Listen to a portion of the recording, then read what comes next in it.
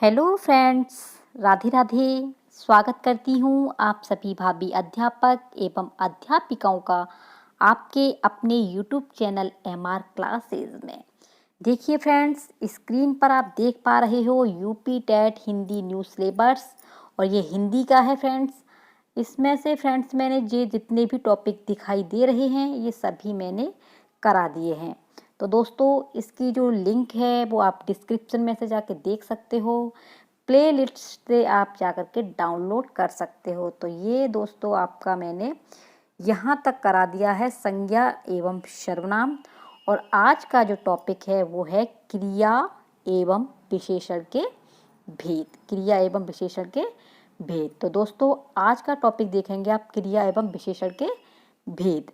तो टॉपिक शुरू करने से पहले आप एक नोटबुक एक पेन निकाल लीजिए और नोट्स बनाते चलिए। समय का इंतज़ार मत करो। जिस तरीके से पैट के लिए ऑनलाइन आवेदन शुरू हो चुके हैं 25 तारीख से, वैसे ही फ्रेंड्स आपके यूपी टेट का विज्ञापन देखने को मिलेगा। तो तैयारी में जुट जाओ, मेहनत कभी बेकार नहीं जाती है। तो आइए अपने टॉपिक को शुरुआत करते हैं। ये है आपके सामने क्रिया। तो देखते हैं फ्रेंड्स क्रिया होती क्या है। क्रिया के बारे में अच्छी तरीके से जानेंगे कि क्रिया किसे कहते हैं। ये है क्रिया। और कहते किसे हैं दोस्तों?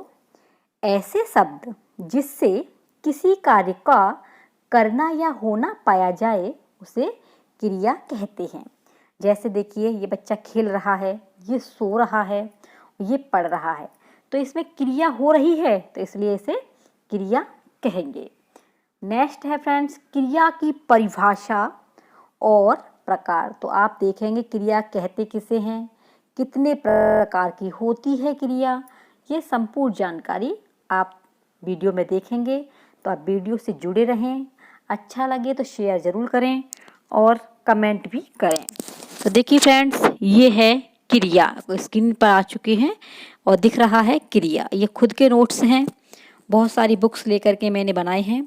तो दोस्तों आप भी खुद बनाएं। तो कहते किसे हैं क्रिया देखते हैं। शब्द के जिस रूप से कार्य का करना या होना पाया जाए उसे क्रिया कहते हैं। क्रिया का मूल रूप धातु होता है। क्या होता है? मूल रूप धातु। तो क्वेश्चन बनता है कि क्रिया का मूल रूप क्या होता है? तो फ्रेंड्स धातु होता है। ठीक है। नेक्स्ट है रचना के आधार पर क्रिया के दो भेद होते हैं। कितने होते हैं? रचना के आधार पर। तो सबसे पहले मैं आपको रचना के आधार पर बताऊंगी कि रचना के आधार पर क्रिया दो प्रकार की होती है। कितने प्रकार की होती है फ्रेंड्स? दो प्रकार की। ठीक है। और देखते हैं। नंबर 1 है अकर्मक क्रिया। किसके द्वारा चल रही है ये? रचना के द्वारा। तो अकर्मक क्रिया किसे कहते हैं? ये रही आपकी अकर्मक क्रिया। अकर्मक से आपको पता पड़ गया होगा अ लगा हुआ है। तो कहते किसे हैं जान लेते हैं। जिस क्रिया के साथ कोई कर्म नहीं होता है उसे अकर्मक क्रिया कहते हैं। यानी इसके साथ में कोई काम नहीं होता। जैसे बालक खेल रहा है तो बालक खेल रहा है अपनी इच्छा के लिए, कोई कर्म नहीं कर रहा, तो उसे हम अकर्मक क्रिया कहेंगे। जैसे इम्पोर्टेंट चीज़ है, इसमें आता क्या क्या है फ्रेंड्स? हंसना, मुस्कराना, खेलना, जीना, उछलना, नाचना, मरना, उठना, दौड़ना, बैठना आदि क्रियाएं अकर्मक होती हैं। ये सारी क्रियाएं किस में आ जाती हैं? अकर्मक क्रिया में आ जाती हैं। ठीक है फ्रेंड्स। तो रचना के आधार पर नंबर फर्स्ट है अकर्मक क्रिया। सेकंड देखते हैं दोस्तों सकर्मक। तो स तो जिसमें किया जाता है, सकर्मक आ गया। तो सकर्मक क्रिया कहते किसे हैं? ये है ये सकर्मक क्रिया। अब कहते किसे हैं? देखिए दोस्तों, जिस क्रिया के साथ कोई कर्म जुड़ा होता है, इसके साथ में कर्म जुड़ा होता है। अकर्मक के साथ में कर्म नहीं जुड़ा होता। जिसके साथ में कर्म जुड़ा होता है उसे सकर्मक क्रिया कहते हैं। और इसमें क्या और किसका जैसे स्वर आते हैं। ठीक है दोस्तों। जैसे शिकारी ने हिरन मार दिया। जैसे क्या हुआ? शिकारी ने हिरन मार दिया। और बालक फल खाता है, तो ये इसके एग्जाम्पल हैं। शिकारी ने हिरन मार दिया तो उसने कर्म किया है ना, हिरन को मारा है। बालक फल खाता है तो बालक ने क्या किया है? फल को खाया है। तो ये हो गई आपकी सकर्मक क्रिया। तो रचना के आधार पर कितने प्रकार की बताई हैं दोस्तों? दो प्रकार की। कौन कौन सी? अकर्मक और सकर्मक। नेक्स्ट है फ्रेंड्स, इसके अतिरिक्त क्रिया के अन्य भेद भी होते हैं। किसके अतिरिक्त? रचना के आधार के अतिरिक्त भी और भी होते हैं। जैसे नंबर फर्स्ट पे दिया गया है द्विकर्मक क्रिया। तो द्विकर्मक क्रिया आपको नाम के ही द्वारा ही पता पड़ रहा होगा कि द्विकर्मक क्रिया क्या होती है। देखिए, इस क्रिया में दो कर्म जुड़े होते हैं। जैसे गुरुजी ने छात्रों को पाठ पढ़ाया, तो दो कर्म कैसे जुड़ रहे हैं? गुरुजी एक थे, छात्रों को क्या कराया है? पाठ पढ़ाया है। तो इसमें द्विकर्मक क्रिया का प्रयोग हुआ है। नेक्स्ट है दोस्तों प्रेरणार्थक क्रिया। प्रेरणार्थक मतलब प्रेरणा देना। तो देख लेते हैं इसे। प्रेरणार्थक इसमें किसमें? प्रेरणार्थक में। इसमें कर्ता कोई क्रिया स्वयं न करके किसी और से करवाता है। जैसे मालिक नौकर से काम करवाता है, तो मालिक ने किसको ऑर्डर दिया है? नौकर को। तो इसमें किसी और से कार्य किया जाता है, तो उसे हम प्रेरणार्थक क्रिया कहते हैं। ठीक है फ्रेंड्स। नेक्स्ट है आपका तात्कालिक क्रिया। तात्कालिक क्रिया कौन सी क्रिया है ये? तात्कालिक क्रिया। तो इससे समझ गए होंगे, जब कर्ता एक क्रिया करते ही, जब कर्ता एक क्रिया के करते ही दूसरी क्रिया करता है, यानी कि जब कर्ता एक क्रिया के करते ही दूसरी क्रिया आरंभ करता है, तो उसे तात्कालिक क्रिया कहते हैं। जैसा वह खाना खाते ही सो गया, यानी माने खाना खाया और तत्काल ही वो सो गया, तो ये कौन सा हो गया आपका? तात्कालिक क्रिया। नेक्स्ट है फ्रेंड्स नाम बोधक क्रिया। तो नाम बोधक तो आपको पता ही है, ये जब कोई क्रिया संज्ञा अथवा विशेषण से बनाई जाती है तो उसे नाम बोधक क्रिया कहते हैं। जैसे वह भय के कारण पीला पड़ गया, या डर लग गया। किसका? डर लग गया तो पीला पड़ गया वो डर के कारण। ठीक है। नेक्स्ट है दोस्तों पूर्वकालिक क्रिया। पूर्वकालिक क्रिया कहते किसे हैं?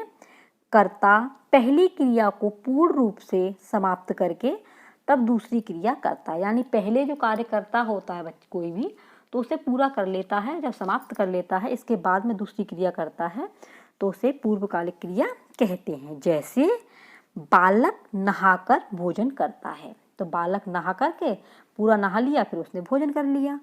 सेकंड है एग्जाम्पल, रोहित स्कूल से आकर पढ़ाई करता है। रोहित कहाँ से? स्कूल से आया और उसने पढ़ाई कर ली, तो ये हो गई आपकी पूर्वकालिक क्रिया। ठीक है फ्रेंड्स। नेक्स्ट है आपकी, देख पा रहे होंगे कि ये जो है अनुकरणात्मक क्रिया। कौन सी है ये? अनुकरणात्मक क्रिया। तो ये तो मैंने आपको टॉपिक क्लियर करा दिया है, ये वाला बालक नहाकर। ये है अब नेक्स्ट इसमें अनुकरणात्मक क्रिया। ये क्या होती है? ऐसी क्रिया, कैसी? ऐसी क्रिया जो किसी ध्वनि के आधार पर बनाई जाती है। ये ध्वनि के आधार पर बनाई जाती है फ्रेंड्स, और इसे बोलते हैं अनुकरणात्मक क्रिया। जैसे खटखट, खटखट का खटखटाना, और थपथप का थपथपाना। तो ये हो गई आपकी अनुकरणात्मक क्रिया। तो प्लीज़ लाइक, शेयर और सब्सक्राइब करना ना भूलें, और आप एक कमेंट बॉक्स में बताएं कि रचना के आधार पर क्रिया कितने प्रकार की होती है। तो इसका जवाब हमें ज़रूर देना कि रचना के आधार पर क्रिया कितने प्रकार की होती है। मैं इंतज़ार करूँगी फ्रेंड्स। ठीक है। नेक्स्ट है आपका विशेषण। अगला टॉपिक कौन सा है? विशेषण। तो देख पा रहे हो आप, विशेषण है ये। विशेषण में फ्रेंड्स आपको परिभाषा, भेद, उदाहरण जरूर बताऊंगी। तो जिस तरीके से इनके हाथ में कॉपी पेन है, आप भी अपनी कमर कस लीजिए और तैयारी में जुट जाइए। तो देखते हैं विशेषण किसे कहते हैं। तो विशेषण कहते हैं दोस्तों, विशेषण शब्द एक विशेषण शब्द का संबंध विशेषता बताने से है। विशेषता बताता है। जो शब्द संज्ञा या सर्वनाम की विशेषता बताते हैं उन्हें विशेषण कहते हैं। जैसे वह एक सुंदर घर है, तो किसकी विशेषता बताई जा रही है? घर की। क्या? सुंदर है।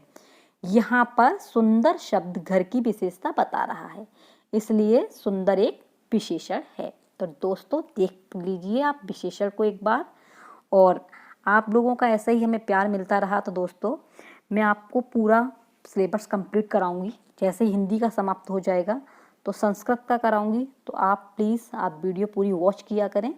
ये रहा विशेषण कहते किसे हैं? जो शब्द संज्ञा या सर्वनाम की विशेषता बताते हैं विशेषण कहलाते हैं। जैसे सुंदर एक विशेषण है, बगीचा संज्ञा है, तथा इन्हीं शब्दों की जो विशेषता बताई जाती है उन्हें विशेष्य कहते हैं। ठीक है फ्रेंड्स, विशेषक क्या होता है? तो विशेषक बोलते हैं जिस शब्द से विशेषता बताई जाए उसे विशेषक कहते हैं। तो आप इसमें समझ पा रहे होंगे कि इसमें जिनकी विशेषता बताई जाती है उन्हें विशेषक कहते हैं, और विशेषक जिन शब्द से विशेषता बताई जाए उसे विशेषक कहते हैं। तो नेक्स्ट है फ्रेंड्स, विशेषण के कितने प्रकार होते हैं? तो दोस्तों विशेषण के 4 प्रकार होते हैं। कितने होते हैं? 4। ठीक है, आप अच्छी तरीके से देख लीजिए कि विशेषण के टाइप कितने होते हैं। तो ये हो गए आपके विशेषण के प्रकार। कितने हैं? 4। कौन कौन से हैं दोस्तों? ये देख पा रहे होंगे आप स्क्रीन पर। नंबर 1 गुणवाचक, नंबर 2 परिमाणवाचक विशेषण, नंबर 3 संख्यावाचक विशेषण, और नंबर 4 सार्वनामिक विशेषण। आप देख पा रहे हैं गुणवाचक विशेषण। ठीक है, नंबर फर्स्ट पर ही दिया गया है गुणवाचक। कहते किसे हैं? जिन शब्दों से संज्ञा अथवा सर्वनाम के गुण, काल तथा रंग, स्थान, आकार आदि का बोध होता है उन्हें गुणवाचक विशेषण कहते हैं। जैसे में देख लेते हैं, ईमानदारी, ईमानदारी किसी का गुण है दोस्तों। लालची, अच्छा, बुरा, सरल, अन्यायी आदि शब्द आते हैं, ये आपके गुणवाचक कहलाते हैं। एग्जाम्पल है, राम ईमानदार है, अधिक गर्म दूध नहीं पीना चाहिए। ठीक है दोस्तों, दूसरे नंबर पे आ रहा है, आप देख पा रहे हैं, दूसरे पर है संख्यावाचक विशेषण। और संख्या से तो आपको पता पड़ गया होगा कि संख्यावाचक विशेषण क्या होता है। जिन शब्दों से संज्ञा अथवा सर्वनाम की निश्चित अथवा अनिश्चित संख्या का बोध होता है उन्हें संख्यावाचक सर्वनाम कहते हैं। और ये 2 प्रकार की होती हैं। कौन सी? संख्यावाचक सर्वनाम कितने प्रकार की होती हैं? 2 प्रकार की। कौन कौन सी? एक निश्चित संख्यावाची और एक अनिश्चित संख्यावाची।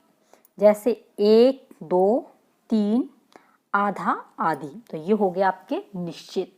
जैसे कक्षा में 10 विद्यार्थी आए हैं, कक्षा में 10 विद्यार्थी आए हैं मतलब ये निश्चित है। और कुछ लड़के मैदान में खेल रहे हैं, तो ये फ्रेंड्स अनिश्चित हैं। ठीक है, तो आप क्वेश्चन का आंसर जरूर देना कि संख्यावाचक विशेषण कितने प्रकार की होती है। तो आप जरूर हमें कमेंट बॉक्स में बताना कि संख्यावाचक विशेषण कितनी प्रकार की होती है। ठीक है दोस्तों, थर्ड नंबर का है आपका परिमाणवाचक विशेषण। परिमाणवाचक विशेषण कहते किसे हैं? देख लेते हैं दोस्तों। जिन शब्दों से संख्या एवं सर्वनाम के निश्चित अथवा अनिश्चित परिणाम का बोध होता है या माप तौल का बोध होता है उसे हम परिमाणवाचक संख्या कहते हैं, परिमाणवाचक विशेषण कहते हैं। जैसे 2 मीटर कपड़ा, मुट्ठी चावल, थोड़ा सा दूध। तो इसमें क्या हो गए आपके कपड़ा, मुट्ठी चावल, थोड़ा सा दूध, ये आ गया आपके परिमाणवाचक में। नेक्स्ट है दोस्तों सार्वनामिक विशेषण। कौन सा है ये? सार्वनामिक विशेषण। ठीक है, 4th नंबर का।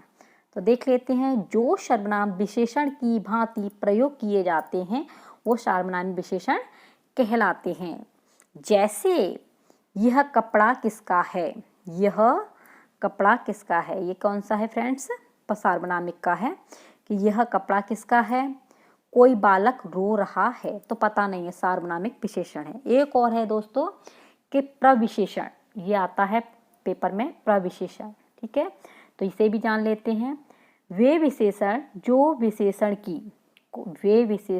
विशेषण की विशेषता बताते हैं वो प्रविशेषण कहलाते हैं। जैसे बहुत चालाक बालक, बहुत चालाक बालक, तो बहुत हो गया आपका प्रविशेषण और चालाक हो गया विशेषण और बालक हो गया आपका विशेष। तो फ्रेंड्स आप वीडियो पूरी वॉच करें, अच्छी लगी तो शेयर करें।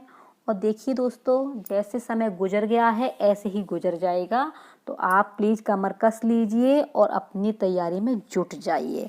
तो दोस्तों ये यूपी टेट का सिलेबस मैं करा रही हूँ, तो आप जुड़े रहें इससे। और जो कल का टॉपिक होगा दोस्तों बहुत ही अच्छा होगा, वचन, लिंग, इनके बारे में चर्चा करूँगी।